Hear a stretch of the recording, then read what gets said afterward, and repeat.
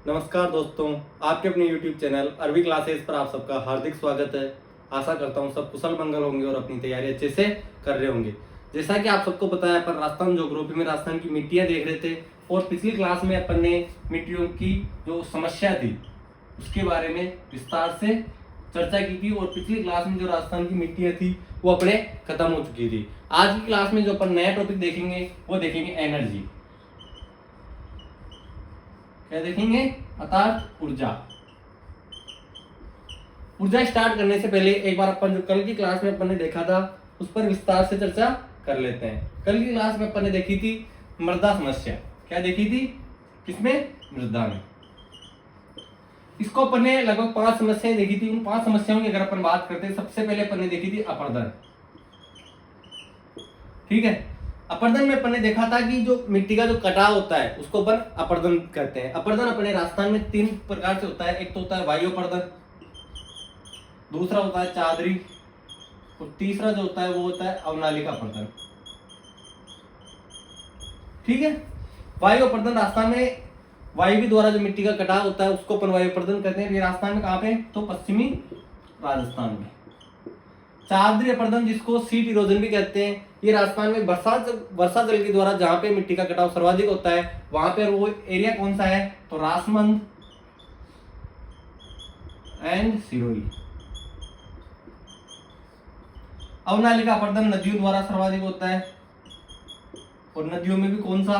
तो अपने राजस्थान में कौन सी नदी फेमस है? चंबल नदी, जो अवनालिका अपर्दन के लिए जानी जाती है। दूसरा अपन ने मृदा की जो समस्या देखी थी वो देखी थी लवणीयता। क्या देखी थी? लवणीयता। अगर अपन लवणीयता की बात करते हैं तो अपने राजस्थान में जो नीचे चट्टानें पाई जाती है, नमकीन चट्टानें, उसका जो नमक है वो जब भूमि में वर्षा जल नीचे जाता है तो नीचे जाने के बाद ये जल केशाकर्षण की पद्धति द्वारा सतह पे आके एक व्हाइट लेयर बना लेता है और वो जो भूमि होती है वो पूरी की पूरी क्या हो जाती है? बंजर हो जाती है, जिसे अपन क्या कहते हैं? रे या कल्लर।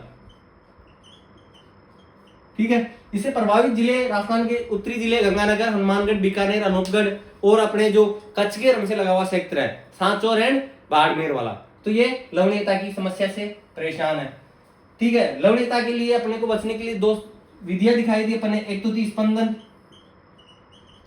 और दूसरी थी जिप्सम खादों का प्रयोग, जिप्सम वाले खाद का प्रयोग। इसके जो कारण थे वो कारण अपन देखे थे मृदा अपर्दन के, कि अत्यधिक पशुचारण, वनों की कटाई और आधुनिक कृषि पद्धतियां, इनके कारण मृदा का जो अपर्दन है वो सर्वाधिक हो रहा है और इसका जो उपचार है तो सर्वाधिक वृक्षारोपण करनी चाहिए और मेड़बंदी का प्रयोग करना चाहिए। उसके बाद अगर अपन देखते हैं तो अपने सामने जो मुख्य समस्या आती है वो आती है सेम की।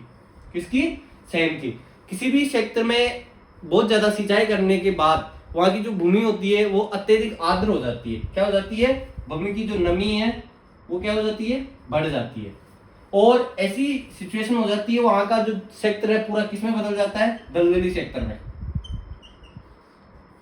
ठीक है, इससे जो सर्वाधिक प्रभावित गांव है वो है बड़ोपल और ये कहां पड़ता है? तो हनुमानगढ़ में। कहां पड़ता है? जहां पे राज्य की दूसरी बर्ड सेंचुरी प्रस्तावित है। ठीक है, दूसरा जो जिला है वो कौन सा है? श्रीगंगानगर। उसके बाद अगर अपन बात करते हैं तो सेम की, उस सेम से बचने के लिए अपने को क्या करना चाहिए? तो एक तो फव्वारा पद्धति अपनानी चाहिए, बूंद बूंद सिंचाई करनी चाहिए बूंद बूंद पद्धति द्वारा, और जो रोग पास पेड़, सॉरी इसमें नहीं रोग पास पेड़। उसके बाद अगर अपन देखते हैं आगे तो दूसरी जो समस्या आती है अपने क्षारीयता। क्या आती है? क्षारीयता। क्षारीयता अर्थात मृदा का जो पीएच मान है वो 8 से क्या हो जाएगा? ज्यादा। तो सर अगर मृदा का पीएच मान 8 से ज्यादा हो जाएगा उसे आप क्षारीयता बोल रहे हो, तो फिर उपजाऊ मृदा का पीएच मान कितना होता है? तो उसका जो पीएच मान होता है वो होता है 7.4।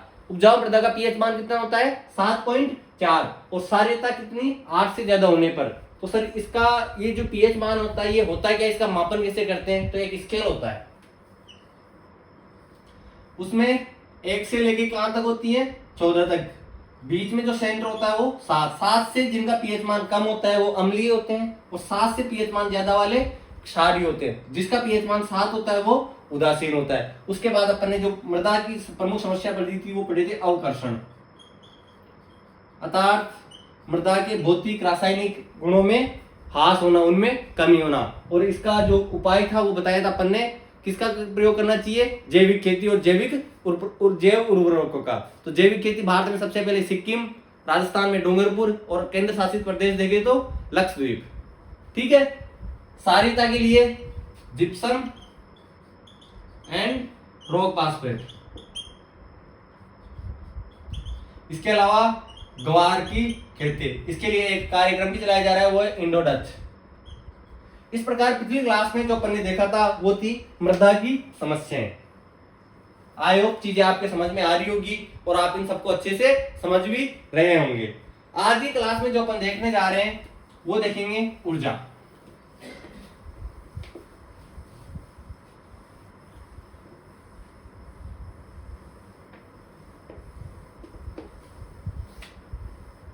क्या देखेंगे आज की क्लास में अपन, ऊर्जा,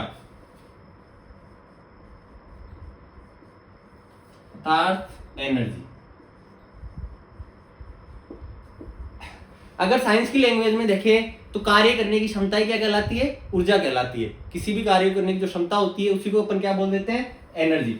और एनर्जी कभी नष्ट नहीं होती। लेकिन अगर अपन यहां देखते हैं तो अपने किसी भी देश की या राज्य के, ठीक है, औद्योगिक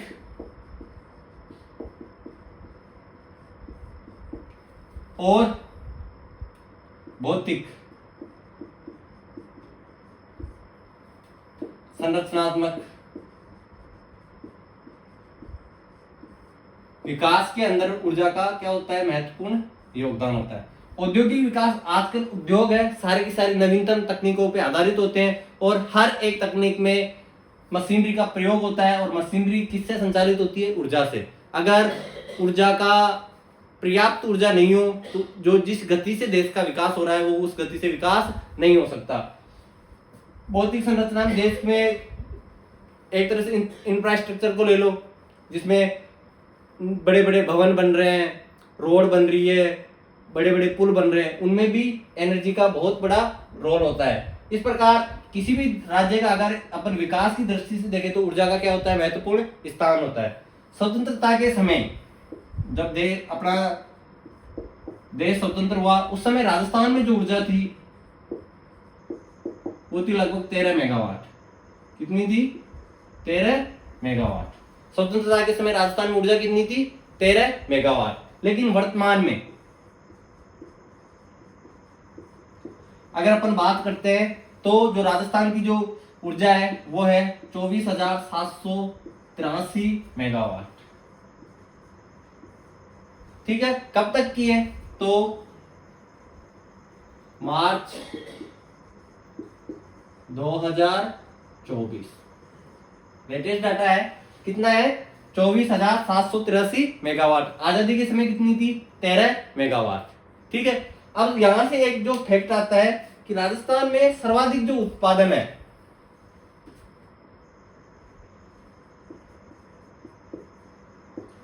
सर्वाधिक उत्पादन में किस ऊर्जा का योगदान होता है, तो वो होती है अपने थर्मल या तापीय ऊर्जा।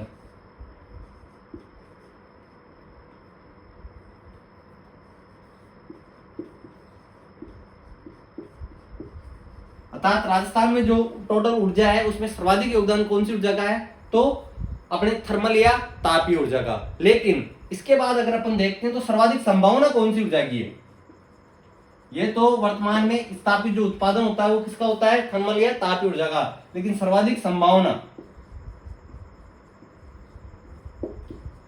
किसकी है, सौर ऊर्जा की। किसकी है, सौर ऊर्जा की। ठीक है, देखो औद्योगिक और भौतिक विकास में ऊर्जा का महत्वपूर्ण योगदान होता है।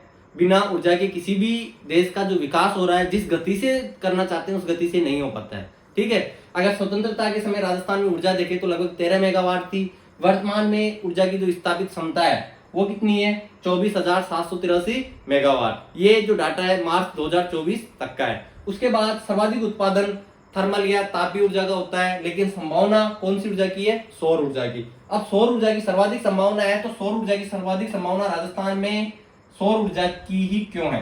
तो देखो इसके 2-3 कारण है। पहला जो कारण देखते हैं, राजस्थान में बंजर भूमि ठीक ठाक है। क्या है? बंजर भूमि ठीक ठाक है, ताकि क्योंकि ऐसा सेक्टर जहां पे बंजर भूमि हो वहीं पर सोलर प्लांट लगाए जा सकते हैं। सर्वाधिक धूप वाले दिन है, सर्वाधिक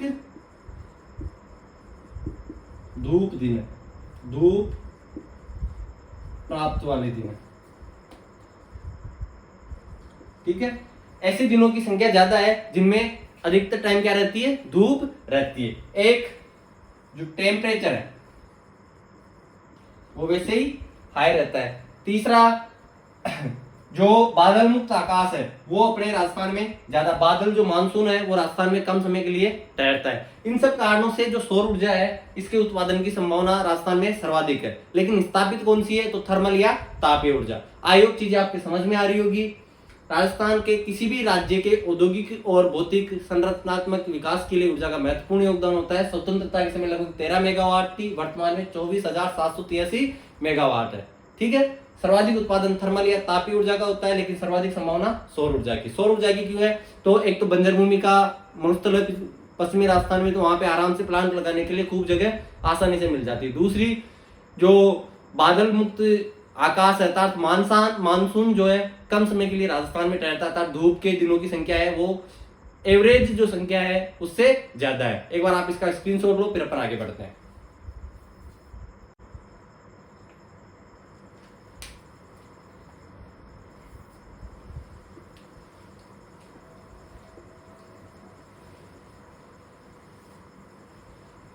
चलो, अब जो अपन देखेंगे वो है ऊर्जा स्टेशन के प्रकार। क्या देखेंगे?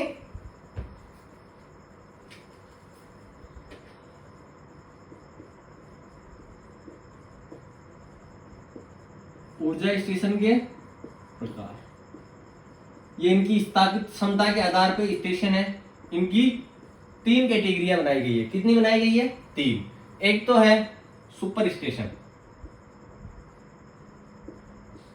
Super station. दूसरा जो होता है वो होता है सुपर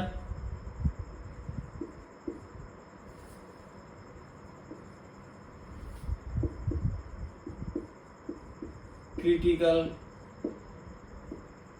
स्टेशन। तीसरा जो होता है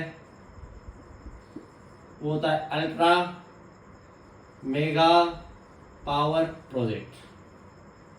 अल्ट्रा मेगा पावर प्रोजेक्ट। अब इनकी अपनी ही एक क्राइटेरिया होता है, अपना एक क्षमता होती है। सुपर स्टेशन उसको बोलते हैं जिसकी क्षमता 1000 मेगावाट से क्या हो? ज्यादा हो। क्या हो? ज्यादा हो। ऐसा स्टेशन जो जिसकी उत्पादन क्षमता क्या होती है? 1000 मेगावाट से ज्यादा। सुपर क्रिटिकल ऐसे स्टेशन को बोलते हैं जिसकी एक इकाई, कोई भी एक इकाई की तो क्या हो? उत्पादन क्षमता 500 से ज्यादा हो, लेकिन टोटल जो उत्पादन है वो क्या हो? 1000 मेगावाट से ज्यादा हो। ठीक है भाई, सुपर स्टेशन 1000 मेगावाट से ज्यादा उत्पादन होना चाहिए। सुपर क्रिटिकल एक इकाई की क्षमता क्या है? 500 से ज्यादा होनी चाहिए, और टोटल जो उत्पादन होता है विद्युत का, ऊर्जा का, वो कितना होना चाहिए? 1000 मेगावाट से ज्यादा। उसके बाद अगर अपन देखते हैं अल्ट्रा मेगा पावर प्रोजेक्ट, तो इसमें टोटल जो उत्पादन होना चाहिए वो होना चाहिए 4000 मेगावाट से ज्यादा। आई होप चीजें आपके समझ में आ रही होगी। अगर इसकी अपन बात करते हैं तो देखो, सुपर स्टेशन 1000 मेगावाट से ज्यादा, सुपर क्रिटिकल स्टेशन तो एक इकाई की 500 से ज्यादा होनी चाहिए और टोटल 1000 मेगावाट से ज्यादा।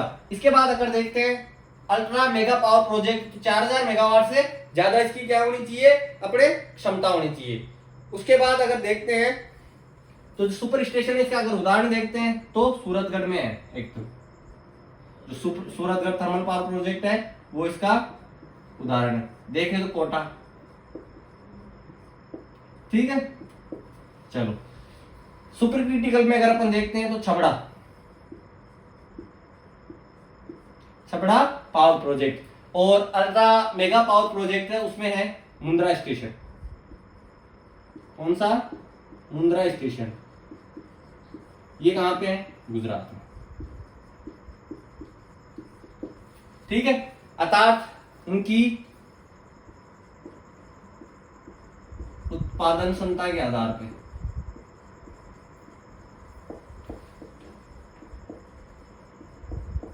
कितने प्रकार के हैं? 3 प्रकार के। कौन कौन से? सुपर क्रिटिकल और ultra mega power project. Super में क्या है? 1000 मेगावाट का उसका उत्पादन होना चाहिए, और सुपर क्रिटिकल में एक इकाई का 500, टोटल 1000 से ज्यादा, और अल्ट्रा मेगा में अपने 4000 मेगावाट से ज्यादा। इसका सूरतगढ़ देख लो, छपड़ा देख लो, सॉरी सूरतगढ़ देख लो, कोटा देख लो सुपर का, और सुपर क्रिटिकल का छपड़ा, और इसका मुंद्रा। एक बार आप इसका स्क्रीनशॉट लो, फिर अपन आगे बढ़ते हैं।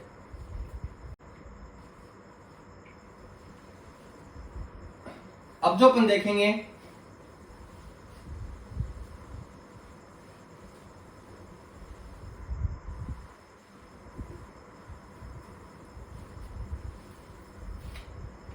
वो देखेंगे ऊर्जा स्टेशनों के प्रकार। क्या देखेंगे? प्रकार। ऊर्जा संसाधनों के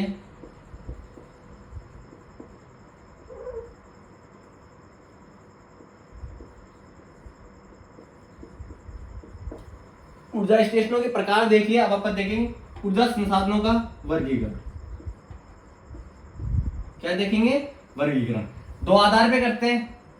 एक तो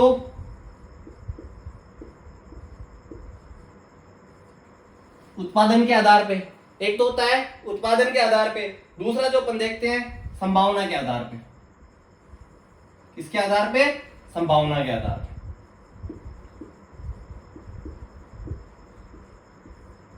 ठीक है। 2 प्रकार के अपन ऊर्जा संसाधनों का वर्गीकरण करते हैं। एक तो देखते हैं अपन उत्पादन के आधार पे, एक देखते हैं अपन संसाधनों के आधार पे। अगर अपन उत्पादन के आधार पे देखें तो उत्पादन के आधार पे भी जो ऊर्जा संसाधन होते हैं वो होते हैं 2 प्रकार के। एक तो होते हैं परंपरागत,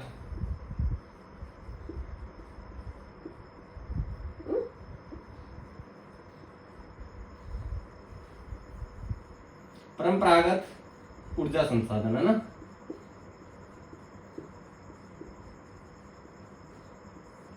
दूसरे होते हैं गैर परंपरागत।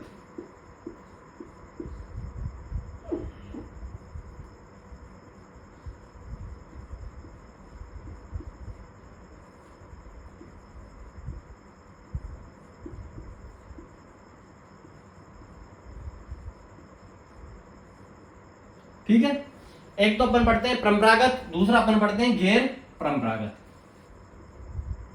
ठीक है। परंपरागत ऐसे ऊर्जा संसाधन जिनको अपन प्राचीन काल से, अर्थात बहुत लंबे समय से अपन ऊर्जा उत्पादित करते आ रहे हैं और उनमें नवीन तकनीकों की आवश्यकता नहीं होती, वो कहलाते हैं परंपरागत ऊर्जा संसाधन। अर्थात जिनका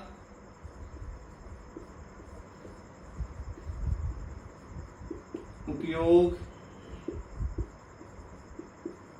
लंबे समय से करते आ रहे हैं,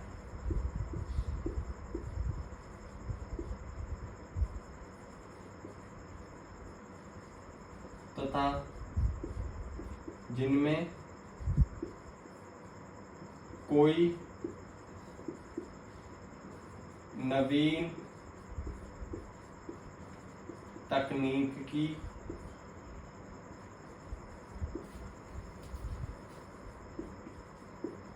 आवश्यकता नहीं हो। ठीक है। ऐसे ऊर्जा संसाधन जिनका उपयोग अपन बहुत लंबे समय से करते आ रहे हैं और जिनमें कोई भी नवीन तकनीक की आवश्यकता नहीं होती, वो क्या कहलाते हैं? परंपरागत ऊर्जा संसाधन। यही अगर अपन बात करते हैं गैर परंपरागत की, ठीक है, तो गैर परंपरागत जो ऊर्जा संसाधन है, अगर अपन इनकी बात करें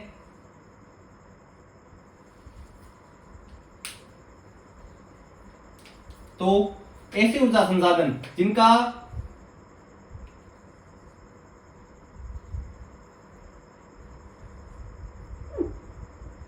ऐसे ऊर्जा संसाधन जिनका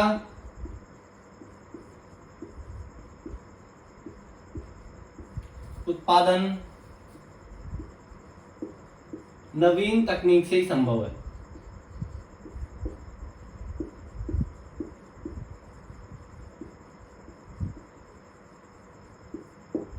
वो क्या कहलाते हैं? गैर परंपरागत ऊर्जा संसाधन। अगर इनकी अपन बात करते हैं तो इनमें आता है अपने सौर ऊर्जा, पवन ऊर्जा,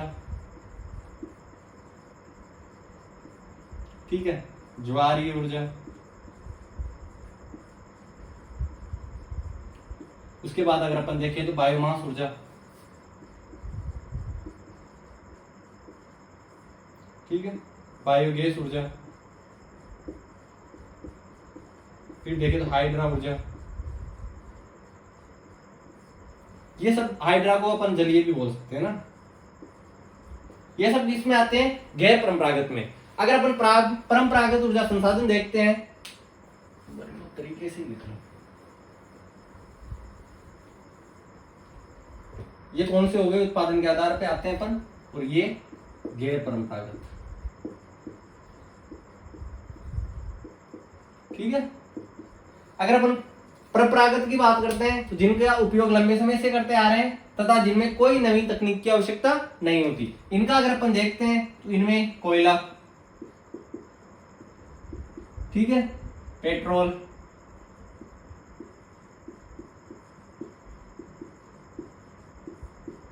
उसके बाद अगर अपन देखें तो कोयला, पेट्रोलियम, प्राकृतिक गैस,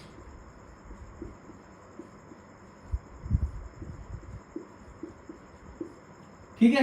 ये सब किसके उदाहरण हो गए? अपने परंपरागत ऊर्जा स्रोत के। और गैर परंपरागत में सौर ऊर्जा, बायोमास ऊर्जा, पवन ऊर्जा, बायोगैस ऊर्जा, ज्वारीय ऊर्जा और हाइड्रा या जलीय ऊर्जा। आई होप चीजें आपके समझ में आ रही होगी। अपन ने ऊर्जा के संसाधनों का वर्गीकरण किया है, एक तो उत्पादन के आधार पे, संभावना के आधार पे। उत्पादन के आधार पे अपन ने दो प्रकार के देखे हैं, परंपरागत और गैर परंपरागत। परंपरागत ऐसे ऊर्जा संसाधन जिनका उपयोग अपन बहुत प्राचीन समय से करते आ रहे हैं और जिनमें कोई नवीन तकनीक की आवश्यकता नहीं होती, जैसे कोयला, पेट्रोलियम एंड प्राकृतिक गैस। उसके बाद अगर अपन बात करते हैं गैर परंपरागत, ऐसे ऊर्जा संसाधन जिनमें नवीन तकनीक से ही ऊर्जा का उत्पादन संभव है, जैसे सौर ऊर्जा, पवन ऊर्जा, ज्वारीय ऊर्जा, बायोमास, बायोगैस, हाइड्रा। ये सब किसके उदाहरण अपने? परमाणु ऊर्जा, सब गैर परंपरागत ऊर्जा स्रोत के। एक बार आप इसका स्क्रीनशॉट लो, फिर अपन संभावना के आधार पर ऊर्जा संसाधन देखते हैं।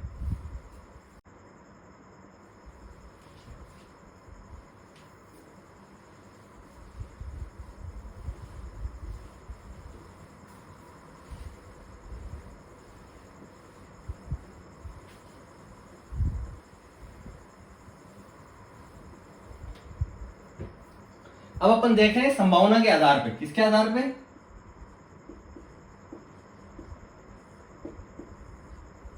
किसके आधार पे ऊर्जा संसाधन? संभावना के आधार पे। इसके आधार पे ऊर्जा संसाधन कितने प्रकार के होते हैं? दो प्रकार के। एक तो होते हैं नवीकरणीय,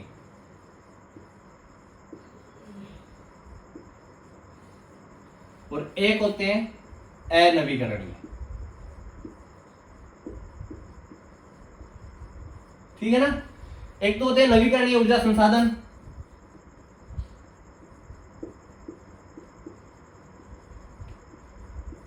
अर्थात ऐसे संसाधन जिनका नवीनीकरण किया जा सकता है, अर्थात जिनसे एक बार ऊर्जा प्राप्त कर ली फिर से दोबारा ऊर्जा प्राप्त की जा सकती है, अर्थात ऐसे ऊर्जा संसाधन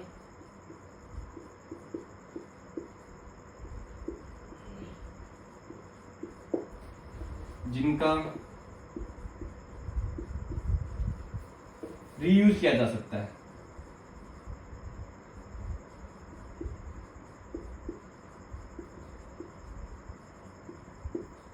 ठीक है, अब इसमें रीयूज, तो इसमें जिनको रीयूज नहीं किया जा सकता, क्या नहीं होगा, रीयूज नहीं किया जा सकता। जैसे कोयला, एक बार काम में ले लिया, दोबारा काम में आप कोयले को नहीं ले सकते। दूसरा, पेट्रोलियम ऊर्जा,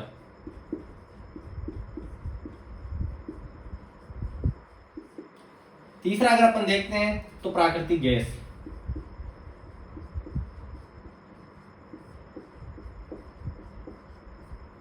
और चौथा अगर अपन देखते हैं तो परमाणु ऊर्जा। इसके अलावा जो कुछ बच गया सब किस में आ जाएगा, नवीकरणीय ऊर्जा में। जैसे सौर ऊर्जा, ठीक है, पवन ऊर्जा, हाइड्रो ऊर्जा,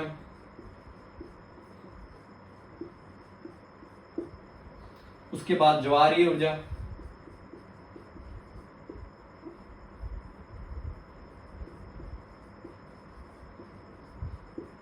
उसके बाद बायोगैस ऊर्जा,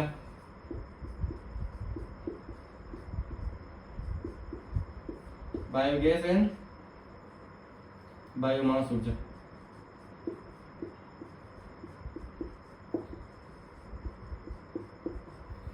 ये सब किसके संसाधन है, नवीकरणीय ऊर्जा संसाधन के। एक बार आप इसका स्क्रीनशॉट दो, फिर अपन आगे बढ़ते हैं।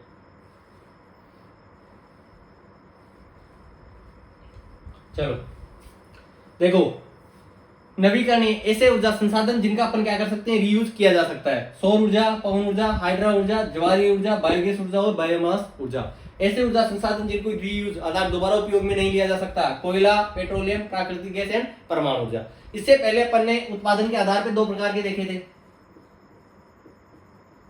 उसमें परंपरागत और गैर परंपरागत। ठीक है, ऐसे जिसमें क्या हो, नवीन तकनीक की आवश्यकता नहीं हो, वो तो थे परंपरागत अर्थात परंपराओं से जो चले, जिनका यूज अपन करते आ रहे हैं। और एक होते गैर परंपरागत, जिनमें नवीन तकनीक के बिना ऊर्जा का उत्पादन संभव नहीं होता। आई होप चीजें आपके समझ में आ रही होगी। एक बार आप इसका स्क्रीनशॉट लो, फिर अपन आगे बढ़ते हैं। चलो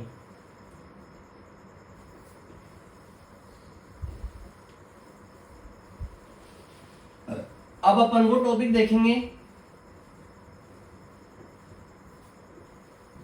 जो अपन लगभग पहले देखा हुआ है, ताकि अपने को दिक्कत नहीं आए। वो है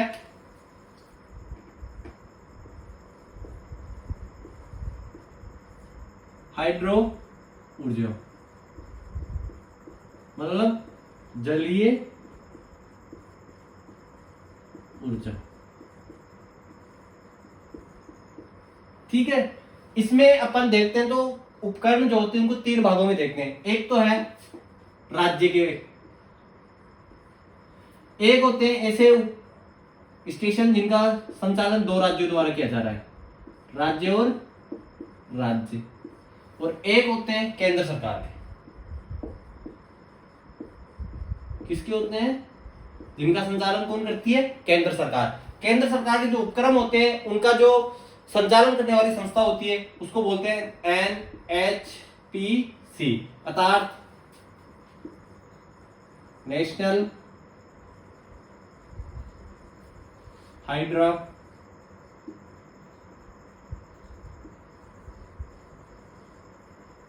पावर कॉरपोरेशन।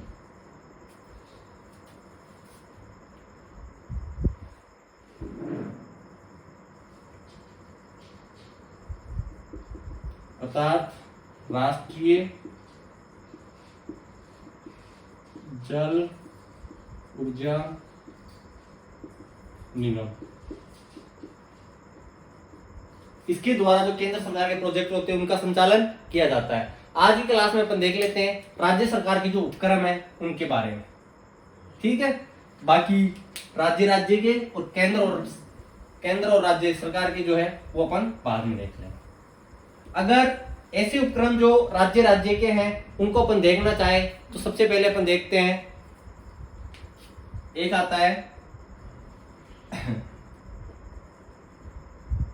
इंदिरा गांधी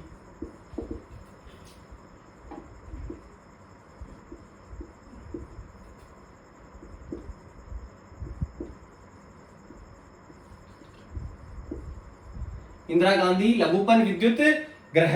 ये जो है इंदिरा गांधी नहर है उसके ऊपर संचालित है और इससे लगभग अपन जब इंदिरा गांधी लिफ्ट नहर पढ़ रहे थे इससे लगभग कितनी मेगावाट, तो 24 मेगावाट विद्युत का क्या होता है उत्पादन होता है। ये राजस्थान के कौन कौन से जिलों में, तो बीकानेर,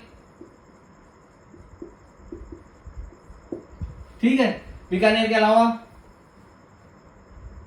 अनूपगढ़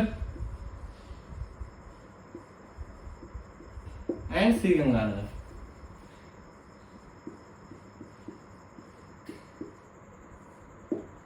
ठीक है, इंदिरा गांधी लघुपन विद्युत ग्रह है, ये जो है कहां पे है, बीकानेर, अनूपगढ़ और श्रीगंगानगर में। उसके अलावा दूसरा जो अपने पास लघुपन विद्युत ग्रह है वो आता है जाखम।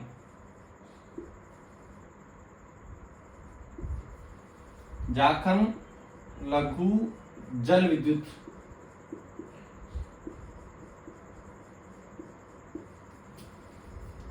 ये कहां पे है, प्रतापगढ़ में। कहां पे है, प्रतापगढ़ में। और जाखम नदी बड़ी थी, जाखम बांध बना हुआ वहीं पे है और इससे लगभग 5.4 मेगावाट की विद्युत का क्या होता है उत्पादन होता है। एक है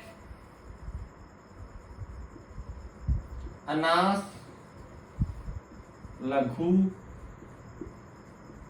जल विद्युत परियोजना। अनास नदी कहां पढ़े थे अपन, बांसवाड़ा में। कहां पढ़े थे,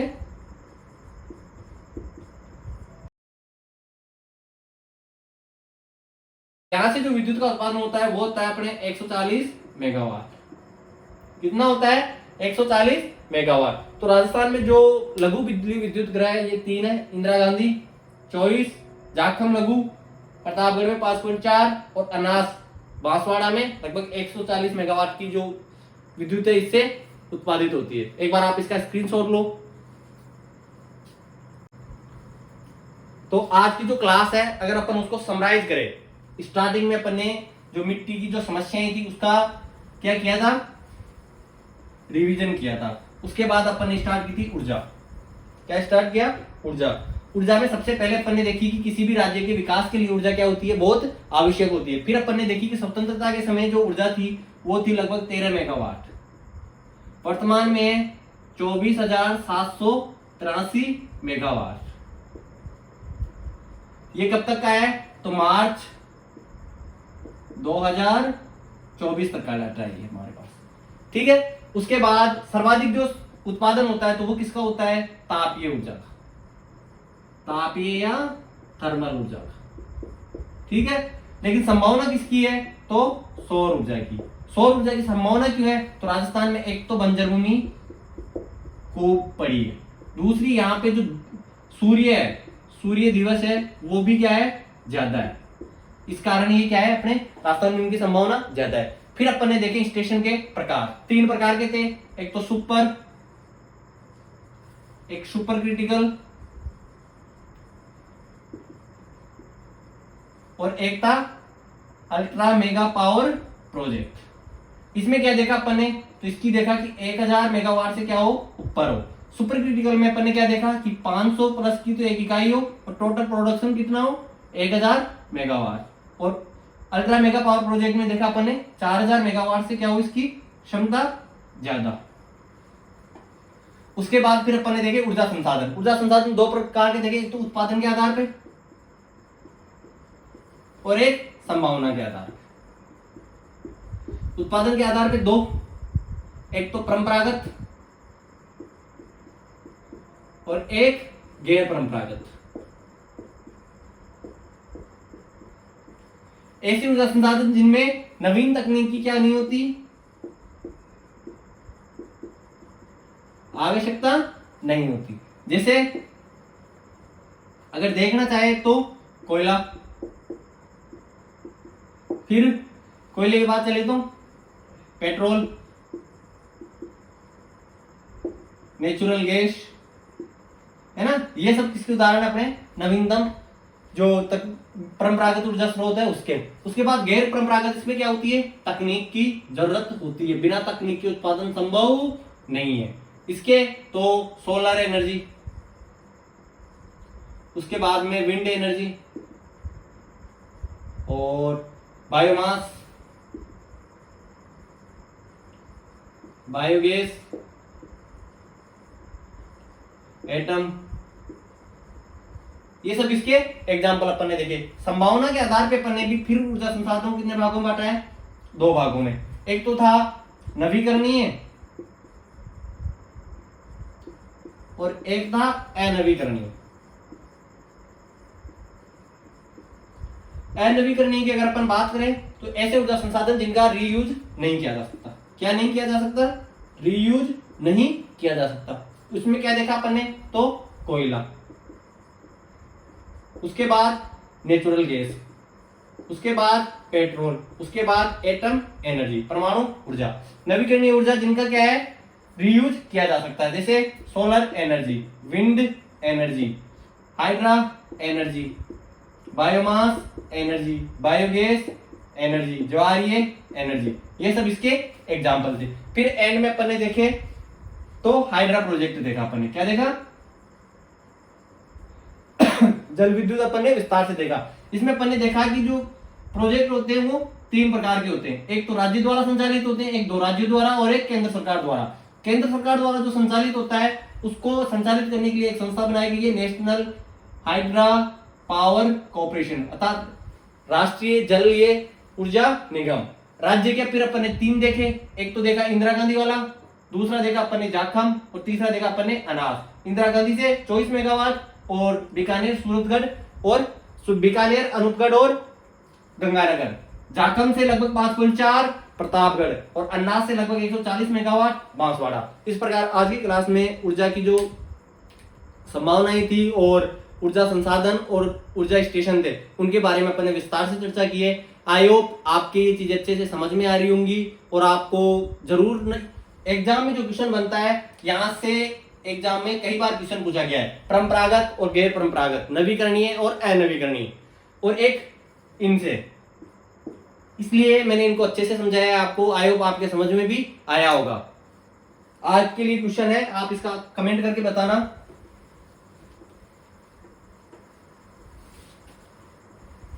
फिर अपन अपनी क्लास खत्म कर देंगे। क्वेश्चन जो है कि निम्न में से अनवीकरणीय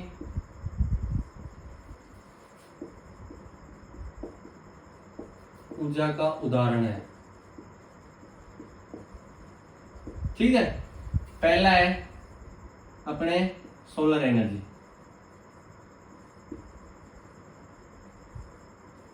दूसरा जो है अपने विंड एनर्जी,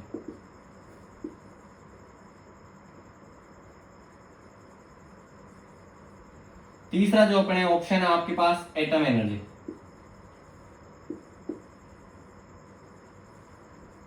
और डी जो ऑप्शन है आपके पास वो है नन ऑफ दीज।